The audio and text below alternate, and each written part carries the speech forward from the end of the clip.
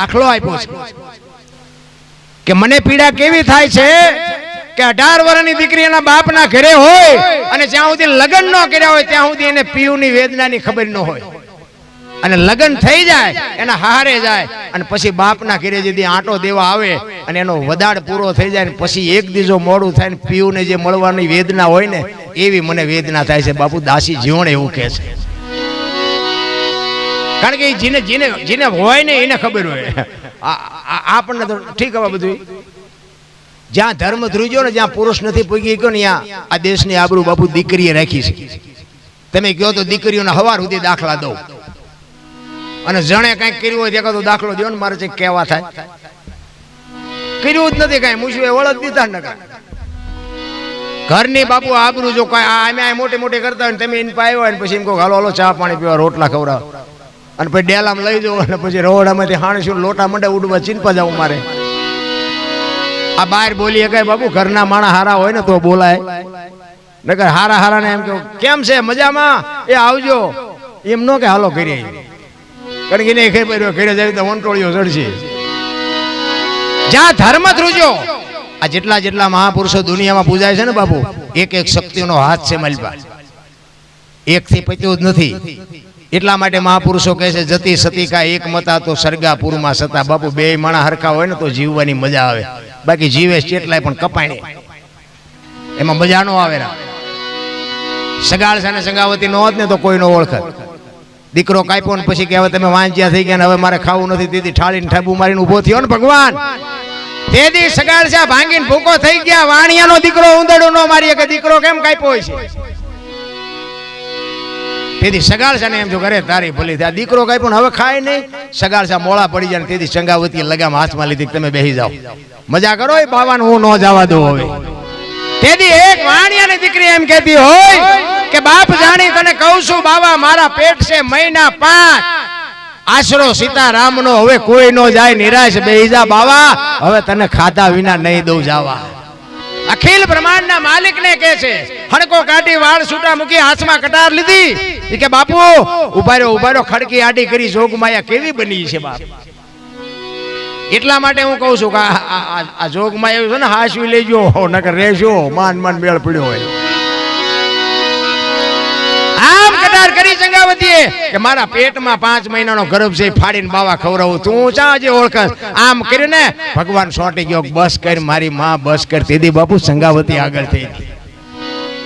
જલારામ બાપાની આ સાધુએ કીધું કે મારે તારું બૈરું જો. આપણે અહીંયા આવ્યો હોય સાધુ ને આપણું બૈરું માંગ્યું હોય દશા શું થાય એ મને કહો. આ પતે જલાને હતું કે મારે બૈરું દેવામાં કાંઈ વાંધો નથી પણ વીરબાઈના મનમાં શું હોય છે. અને વીરબાઈને જઈને વાત કરીને એ કે મારા બાપાએ તમને હાથ હોંપ્યો છે ને એ હાથ જો બાવાને હોંપી દો તો મને જવામાં વાંધો નથી. શું આ જોગમાં એનું વખાણ કરવા ભલા. અરે જ્યાં ધર્મ ધ્રુજો બાપુ જ્યાં હરિશ્ચંદ્ર રાજાએ તારામતીને બાપુ વેચીને તારામતીએ એમ નથી કીધું કે મારા બાપાએ શું વેચવા આપી છે. અને એમ કીધું હોત ને તો આવડો મોટો ઇતિહાસ ન હોત આપણી પાસે. આપણે ક્યાં વેસાવાનું છે રામ. એક અખિલ બ્રહ્માંડના માલિકનું ભજન કરો. રોટલો તો ઈ દેવાનો છે, એને મોકલ્યા છે ન ખબર હોય. આપણે 2 છોકરા હોય, આપણે 2 છોકરાની ચિંતા છે તો આપણે એના છીએ એને નહીં ખબર હોય કે મારા છોકરા શું કરે. બધી ખબર જ છે. આપણે કાંઈ રોજડા રોવાની જરૂર નથી. આપણે જેટલા સારા છીએ એ બધાને ખબર છે. હમણાં અમારે વેળાવદર બેઠો હતો કે વરસાદની એક ખેંચ રહી છે. મેં કીધું હા ખેંચ રહી છે એ મને ખબર છે. તો મને કે બાબુ કંઈક કરો. મેં કઈ કરાય નહીં. આ પંપ મેં મૂકી ને હેઠા રોજ મેં કીધું આમ તમે જોવો ફુવારે મારો આપણે મેં કઈ ઓછા કઈ છીએ નહીં. મને એમ થયું મેં આ એક થયો એ ન થવો જોઈએ, કારણ કે એમાં બાકી આપણે કઈ રાખ્યું જ નથી. આમાં આ ઈશ્વર છે ને આપણા ગઢા આપણે આ મોટા વડીલ બેઠા છે બધા જોયેલું ભલા. આમ વાદળું સીડ્યું ને હાથી ઘરે ન પોગવા દે ને બાપુ ઓકળા ને ખાતરા કાઢીને આવે આવું મેં જોયેલું ભલા મને. હવે અત્યારે આખો મહિનો વાદળ આમથી આમ ને આમથી આમ જે આજ તો આવશે જ છે. આજ તો ઓલા અંબાલાલે સોટ્યા છે 24 કલાકમાં પડશે 24 કલાકમાં પડશે. મેં કહ્યું માળા પડે વરસાદ પડે ભગવાન.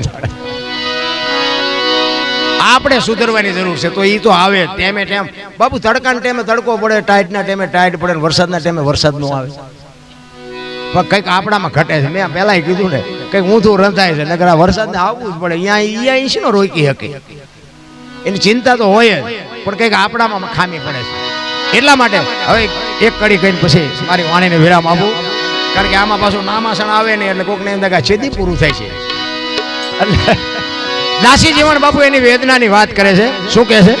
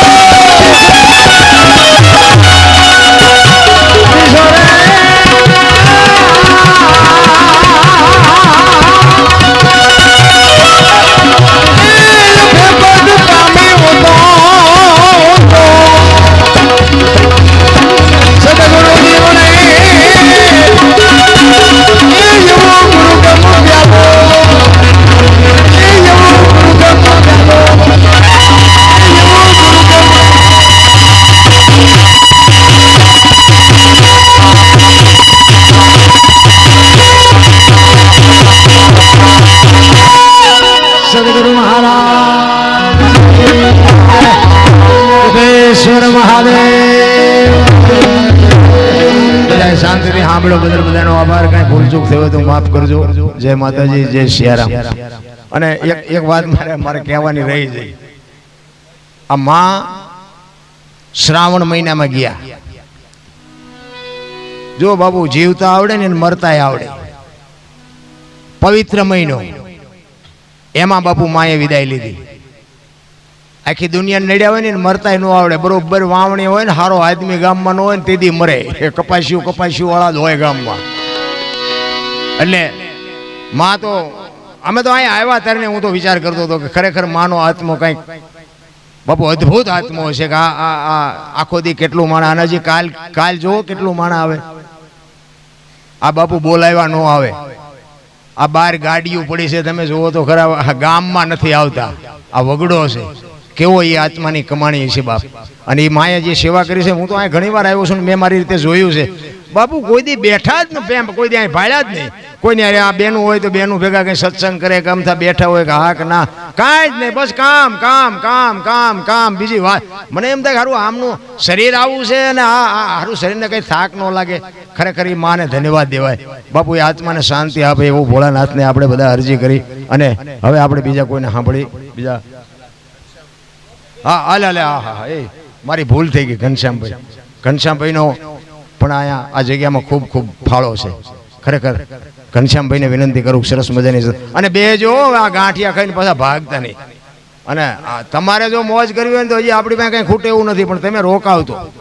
હા તમે તાર દી ઉગાડવું હોય તો શું આ સાધુની ઝૂંપડી એટલે હો. હા બાકી નકર હું 10,000 રૂપિયા 50,000 લીધા હોય તો હું એમ કહું ભાઈ બસ ટાઈમ થઈ ગયો પછી પબ્લિક હોય તો નહીં. અહીંયા અમારે લેવું નથી તોય કંઈક દેવું છે. હા એ પછી તમારો ભાવ. પણ મને એવું થાય કે આ લેવા જેવી વસ્તુ હવા એક છે. બાકી તો લગભગ બધા ખેલ કરી લીધા છે. ગાડીઓના પૈસાના મોબાઈલના બધા. એમાં કાંઈ કોઈ બાકી ન હોય. પણ બેજો સંતવાણી. કારણ કે એક આત્માની પાછળ બાપુ જેટલું થાય ને એટલું જાગરણ મહત્વનું છે. જાગરણ છે ને એ બાપુ આત્માના ખાતામાં જમા થાય. તમારું જાગરણ આ બેનો દીકરીઓ વાર તહેવાર રહે તો જાગરણ શું કામ કરે કે જાગરણ કરવી તો જ એનું ફળ મળે. તો આ પ્રોગ્રામ આપણો શેનો છે? એક આત્મો ગયો છે એનો છે. એની પાછળ જે આપણે જાગરણ કરીને બાપુ એ માના ખાતામાં જાય. એટલે એક દી નહીં હો ને તો કઈ બે ફેર નહીં પડે. અમારે તમને સાંભળાવું છે એવી કોઈ વાત નથી. નો સાંભળવું તો કાંઈ અમારે જરૂર નથી. પણ એ આત્માની પાછળ જેટલું જાગરણ થાય ને એટલું મહત્વનું છે. એટલે જેટલું બેહાય એટલું બેહજો. પછી શરીર થાકે ને